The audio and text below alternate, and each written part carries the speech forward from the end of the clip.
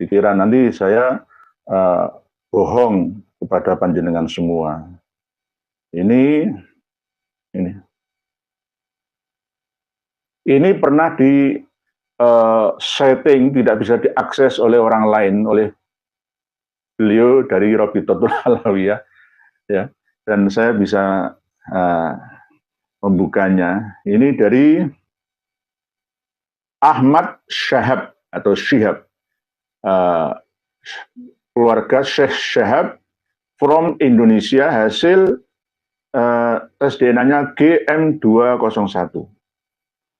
Tidak J1, tidak J2, atau O, atau R, atau S, atau apa enggak.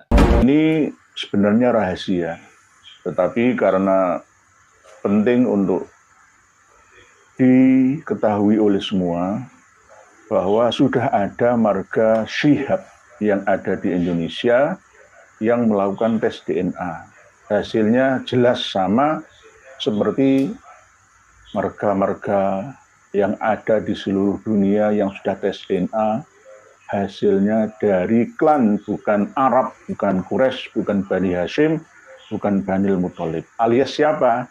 Dengan lebih tahu sendiri. Yang sama seperti kemarin sudah saya sampaikan dari keluarga Al-Hadi. Di antaranya adalah pendiri diskotik Tanamur. Diskotik Tanamur Jakarta itu dulu ya tempat mangkalnya DJ yang bernama Fahmi Syihab yang melantunkan lagu Kopi Dangdut gitu ya. Anak asmara yang dulu tambah membara, bila dicinta yang terlalu menggema. Nah, itu dari marga Syihab. Tapi tulisannya Syahab. Nanti tolong admin ya, kalau bisa dirubah saja sesuai dengan ejaan bahasa Indonesia terkini. Menggunakan huruf SY sebenarnya harusnya ya. Nggak boleh SH. SH itu namanya So namanya. Lalu Habib Muhammad Rizik Sohab lah, nggak ada SY. Nah, inilah kadang-kadang sama seperti keteledoran para penulis kita tentang menulis aidid itu, antara aidid dengan aidid, antara qol aidid dengan yang tak itu taknis sakinah itu harus aidid, nggak boleh aidid, harus qol-qolah. Kita harus ingat Ahmad al-Aidid, qol-qolah mantub, nggak boleh aidid, nggak boleh. Sama seperti nanti dirubah-rubah menjadi Sohab. Fahmi Syihab atau Syahab. Nah, antara Sy dan Syah ini kan ya tergantung. Sama dengan Ali Kholik Kisam yang asli, tapi kadang-kadang diucapkan Ali Kholik Kosan. Sama seperti ini.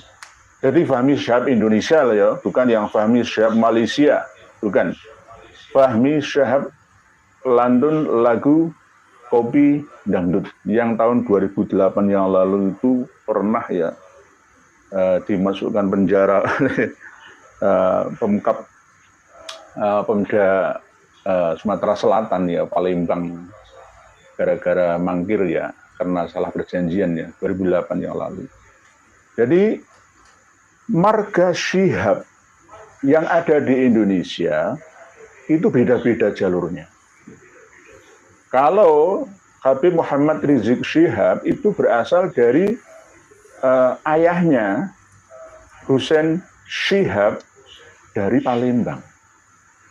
Dari Palembang.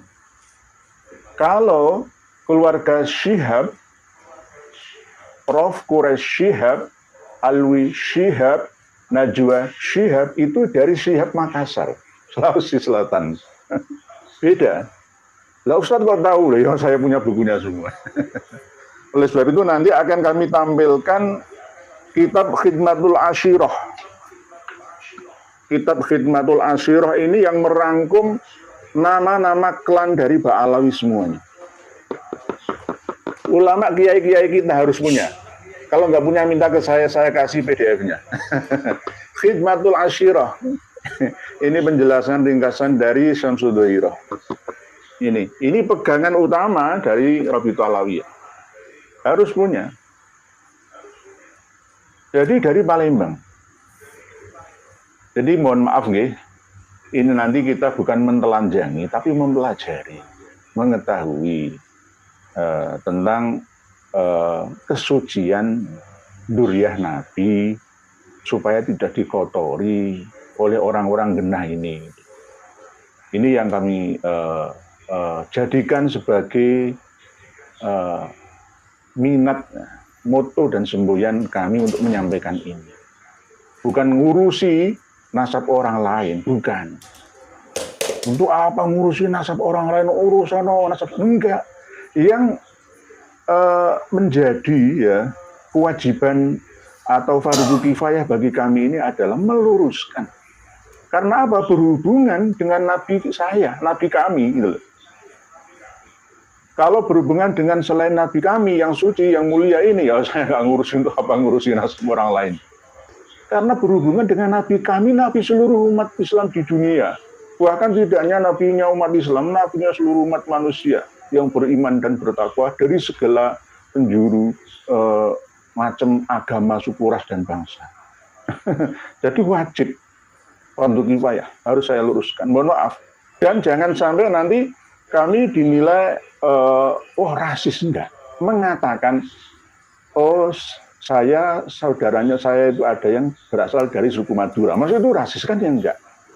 Saya asli Jawa, istri saya Madura, keponakan saya Bayak, kan sama. Misalkan, ini Kang Mas KLT Fakih Wiradiningrat itu suku Jawa Mataraman. Nah, misalkan saya mengatakan seperti itu, masuk rasis, kan ya enggak.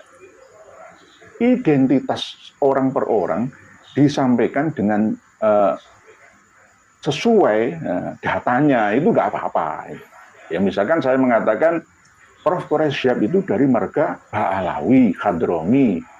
Dulunya adalah leluhurnya itu berasal dari Makassar, hijrahan dari ya Palembang, ya Sulawesi, dari Aceh, ya Malaka, ya dari Hadramaut sana. Kan masa ini termasuk bagian daripada rasis kan ya tidak. Meluruskan, menempatkan sesuatu pada tempatnya. Itu namanya adil, bukan dolim. Kalau zalim itu wadu syai'in ila ghairi mahalli, selain pada tempatnya. Ini pada tempatnya. Jadi marga Syihab bukan Sahab. Bukan pakai SH. SH itu huruf Arabnya shod. Tapi kalau SY itu huruf Arabnya shin. Shin. Shin bukan shod. Jadi Syihab. Ahmad Syihabuddin atau Ahmad Syahabuddin. Tolong nanti diingat-ingat terus nih, sambil belajar nulis bahasa Indonesia.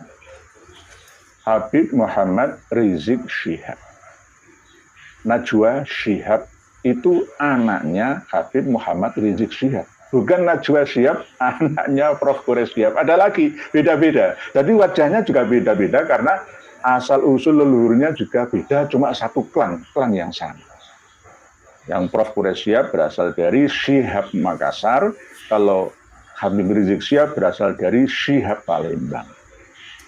Nah, ini harus dipahami oleh semuanya. Dan telah kami sampaikan dalam tema beberapa jam yang lalu, apakah kami akan membongkar hasil tes DNA-nya Najwa Syihab? Bukan itu.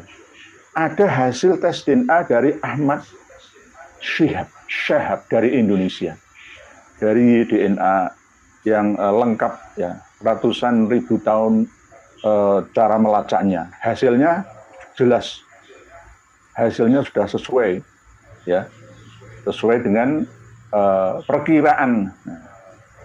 Yakni mereka adalah bukan berasal dari Arab, bukan berasal dari Bani Hashim, Bani Muthalib, ya, tapi berasal dari ras yang lain.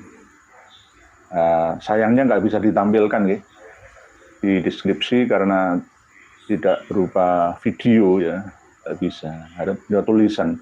Sudah saya baca ya, sudah saya baca semuanya bahwa ada namanya Ahmad Shihab atau Shihab from Indonesia.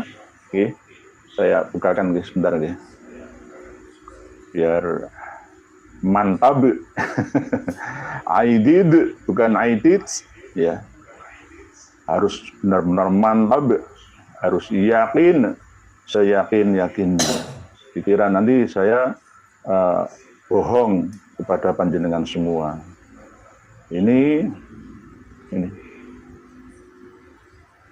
Ini pernah di setting, tidak bisa diakses oleh orang lain, oleh beliau dari Rabitatul Alawiyah, ya, dan saya bisa membukanya. Ini dari Ahmad Shihab atau Shihab, keluarga Syekh Shihab from Indonesia, hasil tes DNA-nya GM201, tidak J1, tidak J2 atau O atau R atau S atau apa enggak. Jadi jelas. Jadi ini yang paling ya taat dengan Habib Muhammad Rizik Syihab dari keluarga marga Syihab. Karena apa? Sesuai dengan arahan dari beliau Kang Mas Muhammad Rizik Syihab yang mengaku-ngaku sebagai duriyah Nabi, ya harus dan wajib tes DNA. Dan Pak Mas Ahmad Syihab atau Syihab ini benar-benar melaksanakannya. Jadi gitu Kang Mas Muhammad Rizik Syihab. Jadi jangan marah-marah, jangan nantang-nantang dengan menepuk dada, menantang orang semua ditantang. Masalah apa? Kalau masalah KM 50 santri 6 panjenengan saya nggak ikut, ya. Sudah saya terangkan pada waktu pertemuan kami yang lalu bahwa kami menyalahkan semuanya. Pembunuh santri 6 panjenengan salah dan akan menerima karmanya. Begitu juga panjenengan akan turut serta menerima karmanya jika tidak taubat sejak sekarang. Karena nanti panjenengan akan mengulang kembali korban yang lain dengan lisan yang tidak dikontrol, ya, mengkompori orang-orang. Seperti apa yang dilakukan oleh Habib Ahmad Al-Aidid bin Habib Abdullah Al-Aidid Bangka Belitung, dari Habib Ismail, ya, Al-Aidid juga. Jadi ini yang harus panjenengan ingat bersama. Nanti kalau jenengan tidak merenung, ya, memperbaiki diri, akan saya bongkar semua. Bahwa bin Syihab atau Syihabuddin, Alu Syihab, semua yang ada di Indonesia ini adalah bukan duriyah Nabi kita Muhammad SAW. Mohon maaf. Sekarang kita akan membuktikannya. Para pemirsa dan pendengar sekalian bisa membuka nanti di Google searching untuk mencari silsilah nasab Habib Muhammad Rizik Syihab. Ini sudah beredar di mana-mana. Jangan salahkan saya. Mari kita koreksi bersama. Kita koreksi, beliau Habib Muhammad Rizik Syihab ini adalah duriyah Nabi yang ke-38. Ini tidak masuk akal. 1430 tahun sejak Rasulullah SAW sampai sekarang kok baru 38 generasi, itu tidak masuk akal. Oke lah kalau memang dimasukkan akal, ya, tapi tetap dipaksakan, terpaksa. Tapi jika masuk dalam ranah ilmiah, ini tidak bisa dikategorikan sebagai kajian ilmiah, tapi hanya berdasarkan prasangka atau zon saja.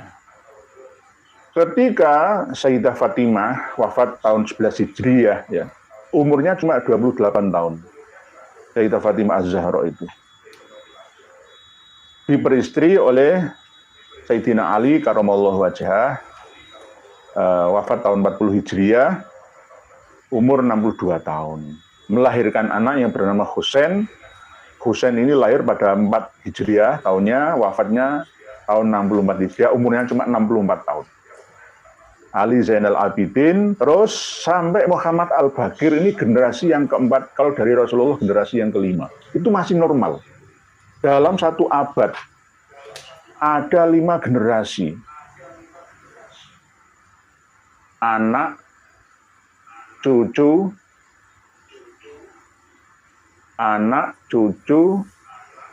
terus buyut, canggah, wareng. Itu wajar dalam satu abad 100 tahun. Coba jenengan ingatlah. 45 merdeka bangsa Indonesia 1945. Sampai sekarang belum ada satu abad. Ketika mbah kita lahirnya tahun 1945, jenengan cek sekarang, anaknya, ya kan, punya anak, punya cucu, punya buyut. Kakak saya yang paling barep itu umurnya 61 tahun meninggal dunia. Satu, ya. Kakak saya sudah memiliki anak, ya, umur 40 tahun. 40 tahun. 2. Anaknya kakak saya memiliki anak sendiri yang berumur 14 tahun. 3 generasi kan. Ditambah kakak saya berarti 4. Ditambah bapak saya berarti 5. Dalam jangka waktu 100 tahun ini menurunkan 5 generasi. Ini sesuai dengan hitungan dari Fatimah, Husain, Ali Zainal Abidin, Muhammad Al-Baqir. Normal. Karena Muhammad Al-Baqir lahir tahun 59 Hijriah, wafat tahun 114 Hijriah. Umurnya cuma 55 tahun. Orang-orang zaman dulu itu umurnya tidak terlalu panjang. Karena peperangan. Dulu itu orang harus saling menundukkan satu sama lain. Siapa yang kuat akan menerkam yang lemah. Hukum rimba. Terus sampai ke Ja'far Shadiq, Ali Al-Uraidi, Muhammad An-Naqib, Isa Ar-Rumi, Ahmad Al-Muhajir, ini mulai ada keteledoran. Entah itu sengaja dari Rabithah Alawiyah atau dari pihak Habib Muhammad Rizik Syihab sendiri. Yakni ketika sampai pada Imam Ahmad Al-Muhajir, itu lahirnya tahun 260 Hijriah disebutkan di silsilah nasabnya Habib Muhammad Rizik Syihab. 260 Hijriah itu tidak sesuai dengan sejarah dan kitab nasab yang ada. Karena masih simpang siur kebenarannya. Ada yang mengatakan 241 Hijriah lahirnya Imam Ahmad Al-Aba An-Nafat, atau yang terkenal menurut mereka atau Mbak Alawi itu dengan nama Ahmad Al-Muhajir, 241 Hijriah lahirnya. Ada sebagian yang mengatakan 260 Hijriah. Ada lagi dalam kitab Al-Imamul Muhajir itu 273 Hijriah. Di dalam kitab Al-Imam Al-Muhajir yang dikarang oleh Muhammad bin Abdullah bin Nuh, ya, itu 273, tapi lebih condong ke 260-an. Ada yang mengatakan lagi 279 Hijriah. Menurut cerita dari kalangan internal Syiah yang ada di Irak itu bahkan justru 210-an Hijriah. Jadi ada 5-6 versi tahun lahirnya Imam Ahmad Al-Aba An-Nafat atau yang terkenal dengan nama Al-Muhajir itu. Mana yang benar? Padahal di tahun 235 Hijriah, Imam Ahmad itu pernah berjumpa dengan imam yang ke-10 dari Imamiyah Itsna Asyriyah, Syiah Imamiyah Itsna Asyriyah, yakni yang bernama Imam Ali Al-Hadi di desa Surya, Madinah. Itu tahun 235 Hijriah. Berarti umurnya sudah antara 25-an tahun. Berarti lahirnya ya antara 210 Hijriah. Lah, berarti Imam Ahmad yang ada di dalam At-Tusi, ya, versi Syi'i Imami itu tidak sama seperti Imam Ahmad versi Sunni Syafi'i yang diakui oleh Ba'alawi. Nah, di sini disebutkan 260. Wafatnya kompak 345 Hijriah, umurnya 83 tahun. Oke. Sekarang ke Ubaidillah. Nah, ini kan leluhurnya Habib Muhammad Rizik Syihab. Kita kupas bersama. Nanti kalau macam-macam ya jatuh semua. Sudah saatnya terbuka nih. Ubaidillah di sini disebutkan lahir tahun 320 Hijriah. Jelas tidak masuk akal. Tertolak secara ilmiah. Kenapa tertolak? Menurut sejarah bahwa Ubaidillah bersama dengan anaknya yang bernama Ismail yang lahir di Basrah, Irak, itu turut serta hijrah dari Basrah ke Husayyisah lewat Makkah wal Madinah, lewat Madinah sampai ke Mekah. Lah, 317 itu hijrahnya. Kok di sini lahirnya 320 berarti umur 3 tahun. Umur 3 tahun kok punya anak Ismail atau Basri itu bagaimana? Coba dipikir bersama. Nggak masuk. Nggak ilmiah. Nah, ini terkenal dengan ilmu otak-atik gadok-matuk. Nggak ada standarnya. Katanya surah Al-Istifadhah. Imam Al-Bari Al-Wasi Sahibul Fadilah wal Karamah terkenal di mana-mana. Mana buktinya? Nggak ada. Imam Ubaidillah lahir kok 320 itu bagaimana? Berarti ikut hijrah ayahnya Imam Ahmad Al-Abah umur 3 tahun. Lo umur 3 tahun punya anak yang bernama Ismail masuk apa enggak? Enggak masuk. Enggak masuk.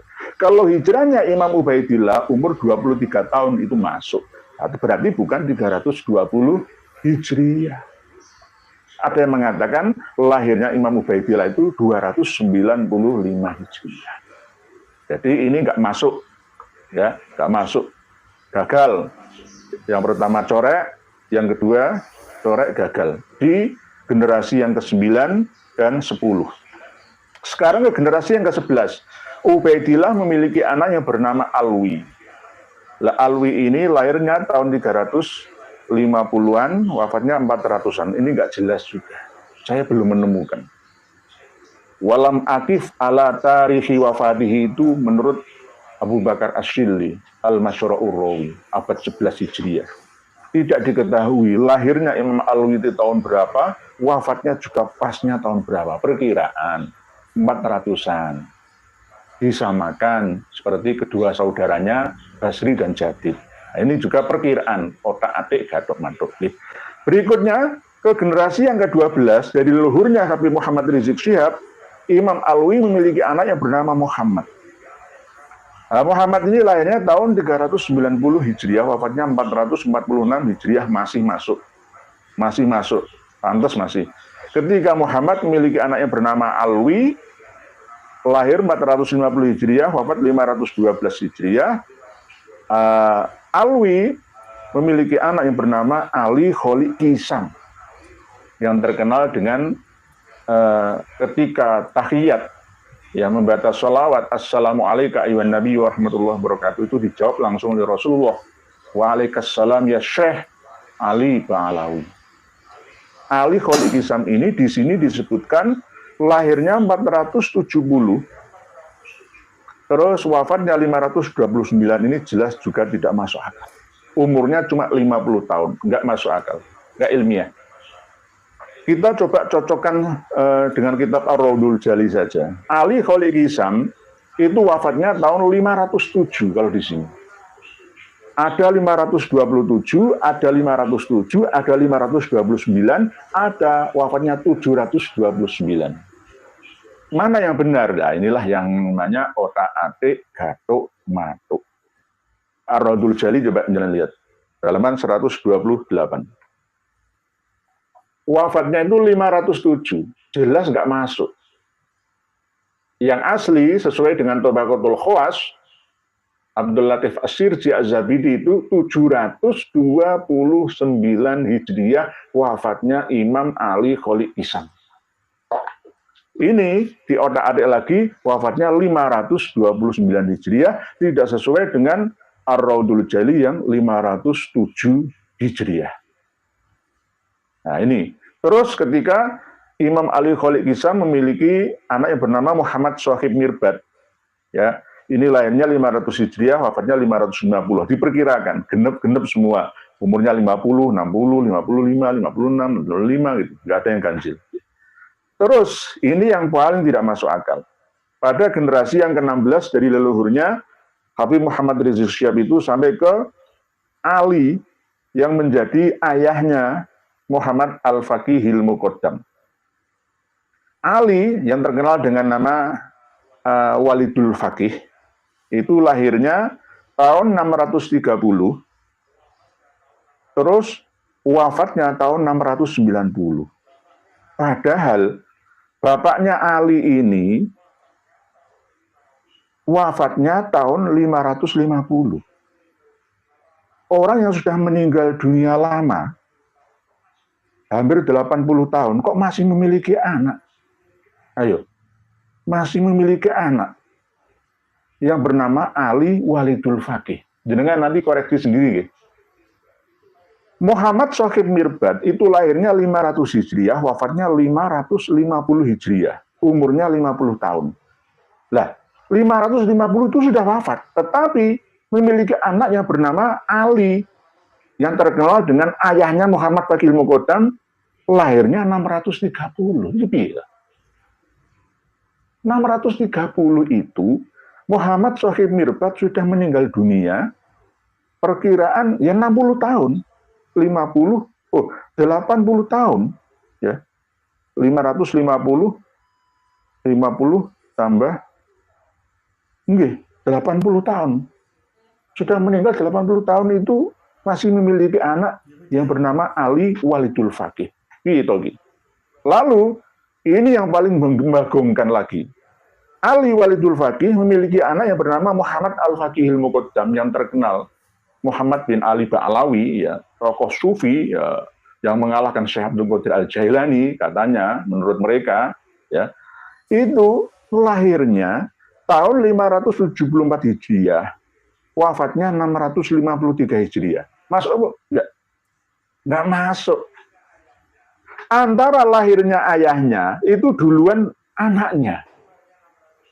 Ayahnya itu lahirnya 630, anaknya lahirnya 574. Itu piye to ki?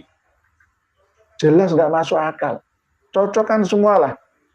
Buka sendiri daripada nanti saya dikira ngarang-ngarang dewi. Jadi nggak masuk sudah. Ini jika sampai saya telusuri semua ke Habib Muhammad Rizik Syihab itu jelas ini corek semua, gagal. Gagal menjadi dzurriyyah Nabi berdasarkan silsilah nasab ini. Tidak ilmiah, tidak masuk akal, tidak masuk akal. Nah, tolong dibenahi lagi kalau toh mau diakui secara ilmiah.